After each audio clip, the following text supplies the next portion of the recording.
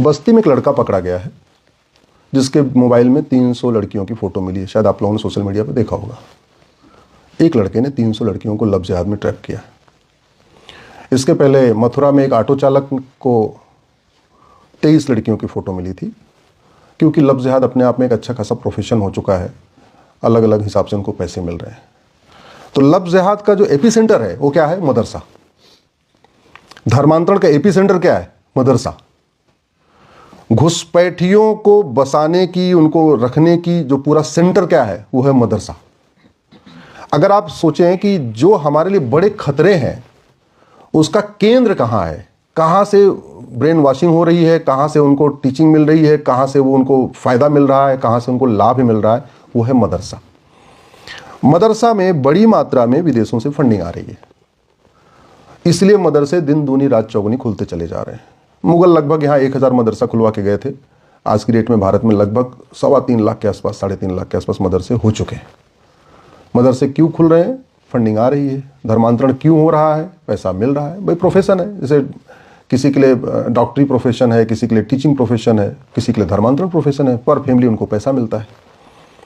किसी के लिए लव जिहाद प्रोफेशन है क्योंकि उसको पर लड़की ट्रैप करने के बाद पैसा मिलता है। मथुरा में एक ऑटो चलाने वाला था जो स्कूल में बच्चियों को ऑटो से घर से स्कूल पहुंचाता था, उसको 2 लाख रुपए पर गर्ल्स पर बेटी मिल रहा था। तो उसने 23 बेटियों को ट्रैप किया और उसके बाद में घर से उसने एडमिट किया। हाँ, हमको 40 लाख रुपए अब तक मिल चुके हैं। तो ये बड़ा, अब ये जो पैसा आ रहा है, ये पैसा क्यों आ रहा है? पैसा एक तो इसलिए आ रहा है कि सरकार का कोई कंट्रोल नहीं है, मदरसा आर्टिकल 30 में पड़ा हुआ है। दूसरा, कांग्रेस का कानून है 2012 का, माननीय प्रांत कारवाजी जानते हैं उसको, जो भी यहाँ पे उससे होंगे सबको पता है कि FCRA कानून बना था। जैसे अंग्रेज़ों ने 100% कानून भारत को बर्बाद करने के लिए बनाया या लूटने बांटने के लिए बनाया। कोई अंग्रेज़ का कानून हमें अच्छा लगता है तो ठीक है, वो फ़ायदा हो गया किसी कारण से, लेकिन उनकी कोई मंशा नहीं थी। जैसे ट्रेन उन्होंने उस रूट पे चलाई जहाँ से उनको खनिज उठाना था, या तो रेलवे ट्रैक वहाँ बनाया जहाँ विद्रोह ज़्यादा हो रहा था। उन्होंने हमें चलने के लिए कोई ट्रेन रेलवे लाइन नहीं बनाई थी। रेलवे लाइन 2 ही जगह बनाई गई, जहाँ खनिज ज़्यादा अच्छा था वहाँ से उठा के उसको समुद्र तक ले जाना था, वहाँ से ले जाना था। या दूसरा उनको कहाँ से करना, जहाँ विद्रोह ज़्यादा हो रहा था, विद्रोह दबाने के लिए उनको पुलिस पहुँचानी थी, इसलिए वहाँ उन्होंने ट्रैक बना दिया। सिमिलरली 2050 के बाद लगभग 1950 के बाद लगभग 50 से ज़्यादा कानून बनाया कांग्रेस ने, और वो बड़े प्लान्ड वे में, नाम प्यारा रखा लेकिन काम ठीक उल्टा। जैसे नाम रखा पूजा स्थल कानून, सुनने में लगता है अच्छा पूजा स्थल, इसका मतलब हमारे पूजा स्थलों के रखरखाव के लिए होगा, कोई अच्छा सा कानून होगा। लेकिन काम क्या था उसका? काम यह है कि अयोध्या के अलावा और कोई मुद्दा कोर्ट में चलेगा ही नहीं।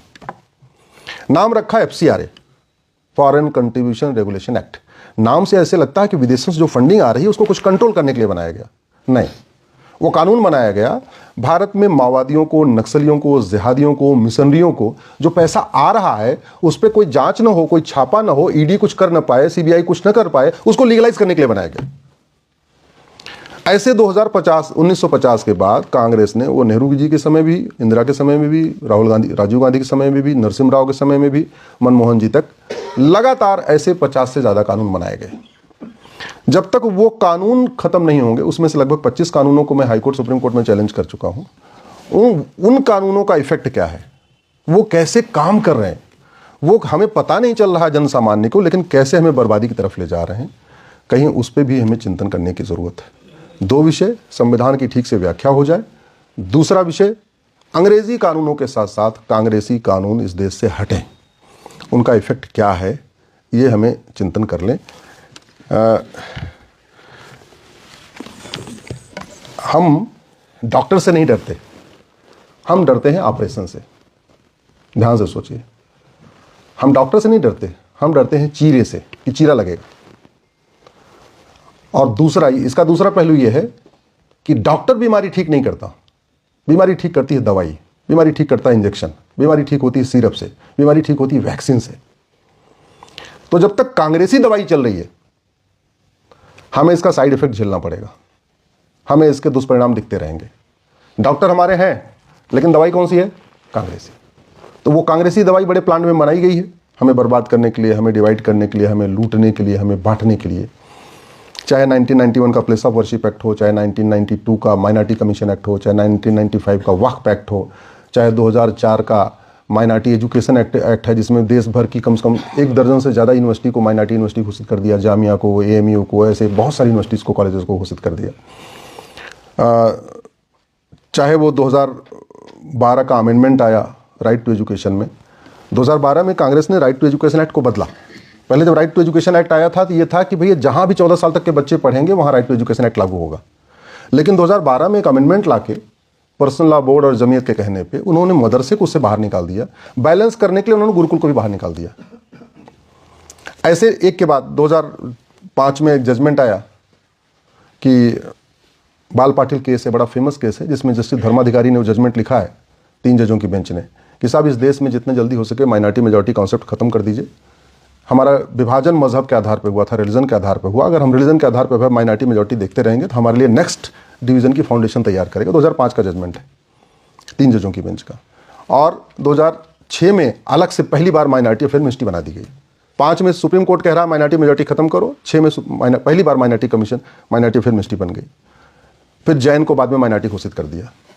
आज की डेट में जो हिंदू और बौद्ध वाला झगड़ा शुरू हुआ है, बहुत सारे लोग, अभी 4-5 दिन पहले ही एक जाट ने पिटीशन फाइल कर दिया कि भैया काम करो, हमको माइनॉरिटी घोषित कर दो। जानते हैं क्यों? क्योंकि माइनॉरिटी बनते ही आप सामान्य रूट से एक अलग, मतलब एक हाईवे के पैरेलल में आपकी एक अलग से रोड मिल जाती है, और जो हाईवे है उस पर बहुत बार टोल है, और आप वाली जो माइनॉरिटी वाले रोड है उस पर कोई टोल नहीं है, तो आपकी गाड़ी फास्ट चलने लगती है। दुष्परिणाम कैसे हो रहा है? मैं हिंदू हूं, मैं एक कॉलेज स्कूल खोलता हूं 12वीं तक का, तो 12वीं तक का स्कूल खोलना है तो हमारे लिए टर्म्स कंडीशन अलग है। हम 5 एकड़ ज़मीन चाहिए, एक साइंस की लैब के लिए अलग कमरा बनाना पड़ेगा, एक जो है कल्चरल अलग कमरा बनाना पड़ेगा, प्रधानाध्यापक का एक अलग कमरा बनाना पड़ेगा, 8 टीचर रखने पड़ेंगे, एक क्लर्क रखना पड़ेगा, एक चपरासी ये हमारे लिए एक अलग टर्म्स कंडीशन है। लेकिन जैसे मैं हिंदू से बौद्ध बन जाऊँगा और फिर हम स्कूल खोलेंगे, हमारे लिए कोई कंडीशन नहीं, हमारी पूरी कंडीशन खत्म हो गई। अब मन करे हम 2 टीचर से काम कर लें, चपरासी रखें ना रखें, क्लर्क रखें ना रखें, कुछ न करें। मैं हिंदू हूं तो मुझे 25% फ्री में बच्चों को एडमिशन देना पड़ेगा। राइट टू एजुकेशन एक्ट हमारे ऊपर लागू होगा। अब 25% फ्री में, एक तो पहली बात तो हमने कॉलेज बनाया 50 करोड़, या स्कूल बनाया 25 करोड़ रुपए खर्च करके, सारी कंडीशन हमारे लिए दुनिया भर की है। ऊपर से 25% सीट फ्री में भी देना है। मैं बौद्ध बन जाऊंगा तो मुझे 25% सीट फ्री में नहीं देना है। चूंकि मैं हिंदू हूं, 25% सीट फ्री में हमें देना पड़ रहा है, तो मैं अपनी फीस ज़्यादा रखूंगा। मैं बौद्ध बन जाऊंगा, मुझे फ्री में नहीं देना है, तो मैं कम फीस रखूंगा। तो बच्चे कहाँ जाएंगे? हमारे यहाँ नहीं जाएंगे, हमारे दूसरे वाले स्कूल में बगल में चले जाएंगे। ये जो जितने मिशनरी के स्कूल जो चलते हैं जहाँ फीस कम होती है, उस फीस कम होने का सबसे बड़ा कारण ये है वो राइट टू एजुकेशन, वो जो माइनॉरिटी में चल रहे हैं वो राइट टू एजुकेशन दायरे से बाहर चल रहे हैं, इसलिए वो कम फीस में भी सर्वाइव कर लेते हैं। हम ज़्यादा फीस में भी सर्वाइव नहीं कर पाते, हमारे स्कूल बंद होने के कगार पर हो जाते हैं। एक तो उनका सेल्फ सस्टेन मॉडल है। सेल्फ सस्टेन मॉडल कैसे? 1894 में अंग्रेजों ने कानून बनाया था, लैंड एक्विजिशन एक्ट, और लैंड एक्विजिशन एक्ट करके उन्होंने देश भर में लगभग 40 लाख एकड़ जमीन बांट दिया था चर्चेज मिशनरीज को। चाहे आप दिल्ली की सिविल लाइन, पूरे देश भर में जो सिविल लाइन बनी है वो 1894 वाले कानून से बनी है। तो फ्री में उन्होंने जमीन बांट दिया, उनके पास जमीनें पर्याप्त हैं। 99 साल की लीज पूरी हो चुकी है। अब वो क्या कर रहे हैं? उनको लगता है कल को यार कोई सरकार आए हमारी जमीन वापस न ले, क्योंकि लीज तो पूरी हो गई है। तो वो सारी सिविल लाइन में जमीनों की प्लॉटिंग कर रहे हैं, पावर ऑफ अटॉर्नी पे बेच रहे हैं। सिविल लाइन की अगर 5 बिस्वा जमीन बेच दिया तो कम से कम 10 करोड़ की बिक जाती है। 10 करोड़ सिविल लाइन की जमीन से उठाया और 20 किलोमीटर दूर जाके 10 एकड़ जमीन खरीद लिया उसी सिविल लाइन वाले पैसे से। और जब वो जमीन वहाँ उनकी हो गई सिविल लाइन के पैसे से, फिर 5 बिस्वा बेचा और जाके फिर वहाँ बढ़िया स्कूल बना दिया, कॉलेज बना दिया। माइनॉरिटी के अंतर्गत उनको कंडीशन उनके पास कोई है नहीं कि भैया तुम्हें ये फॉलो करना है। क्राइटेरिया उनके पास कोई उनके ऊपर लागू नहीं हो रहा है। 25% रिजर्वेशन उनके ऊपर लागू नहीं हो रहा है। बना बनाया स्कूल सिविल लाइन की जमीन की प्लॉटिंग बेच बेच के बन रहा है। तो हम उनके साथ सरवाइव नहीं कर पा रहे हैं, हम उनके साथ कंपीट नहीं कर पा रहे हैं, क्योंकि एक तो उनका सेल्फ फाइनेंस्ड मॉडल है, पैसा उनके पास सिविल लाइन की ज़मीन का है, दूसरा उनके लिए कोई कंडीशन नहीं है। तो समाधान इसका यही है, या तो माइनॉरिटी मेजॉरिटी खत्म हो जाए पूरी तरीके से, और या माइनॉरिटी को डिफाइन कर दिया जाए। माइनॉरिटी यूएन की एक डिफिनेशन है, एनी ग्रुप और community which is socially, economically, politically non dominant and inferior in population less than 1%। ऐसा समूह जिसका सामाजिक रूप से कोई वजूद न हो, आर्थिक रूप से कोई वजूद न हो, और संख्या में नगण्य हो उसको कहते हैं माइनॉरिटी। यूएन की यही परिभाषा उठा के एक मिस्टर बाल पाटिल थे, नाम तो उनका पाटिल है, एक्चुअली वो जैन थे, वो चले गए महाराष्ट्र मुंबई हाईकोर्ट।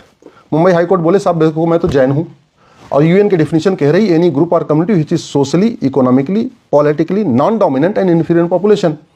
तो हम तो साहब संख्या में बहुत नगण्य हैं, हमारे सांसद विधायक भी बहुत कम हैं, तो हमको आप जैन हैं, हमको माइनॉरिटी घोषित कर दो। मुंबई हाईकोर्ट ने 1999 में उनकी पिटीशन को रिजेक्ट कर दिया कि साहब देखो आप संख्या में भले नगण्य हो, लेकिन आपका एक सामाजिक वजूद है, आपका एक आर्थिक वजूद है, आपका राजनीतिक वजूद हम चल तो मानते हैं कि आप सांसद विधायक नहीं जिता सकते अपने दम पे, लेकिन आपका आर्थिक वजूद भी है, इसलिए आपको अल्पसंख्यक घोषित नहीं करेंगे। और वही फिर 1999 में सुप्रीम कोर्ट में आए, जब 2005 में उसका जजमेंट आया, जिसमें बाल पाटिल केस में सुप्रीम कोर्ट ने कहा ये अल्पसंख्यक बहुसंख्यक कॉन्सेप्ट खत्म होना चाहिए। तो पहला ये, या तो ये खत्म हो जाए, दूसरा या तो ये मरा हुआ सांप हो जाए। मरा हुआ सांप करने का एक ही तरीका है, मदरसा आर्टिकल 30 से आर्टिकल 26 में चला है, जिससे इनकी फंडिंग भी चेक हो, इनका वो भी हो। और तीसरा माइनॉरिटी को डिफाइन कर दिया जाए, माइनॉरिटी को आइडेंटिफाई करने के लिए गाइडलाइन बन जाए। इतना काम हो जाए, शायद एक हमारे लिए एक बड़ा लैंडमार्क हमारे लिए अचीवमेंट हो जाएगा।